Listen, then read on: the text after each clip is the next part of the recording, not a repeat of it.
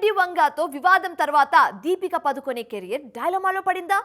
బాలీవుడ్లో ఎన్నో ఏళ్లుగా దీపిక కట్టుకున్న సామ్రాజ్యం వంగ వార్యంతో బీటలు బారిందా? దీపికను అప్రోచ్ అవ్వడానికి దర్శకులు ఒకటికి రెండు సార్లు ఆలోచిస్తున్నారా? కల్కి 2 నుంచి దీపికను తప్పించడానికి అసలు మెయిన్ రీజన్స్ ఏంటి? ఈమెకు వర్క్ మీద కమిట్మెంట్ లేదా? ట్రాక్ చేద్దాం డీటెయిల్స్ అన్ని. Let's go.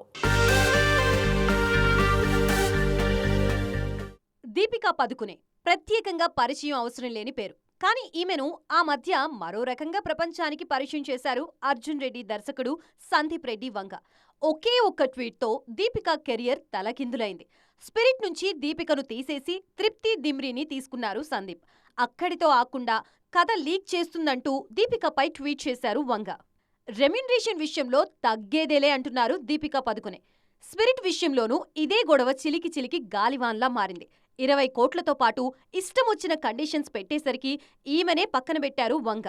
ఇప్పుడు కల్కి 2 టీం కూడా తమ సినిమా నుంచి దీపికా పదుకునేని తప్పించినట్లు తెలిపింది.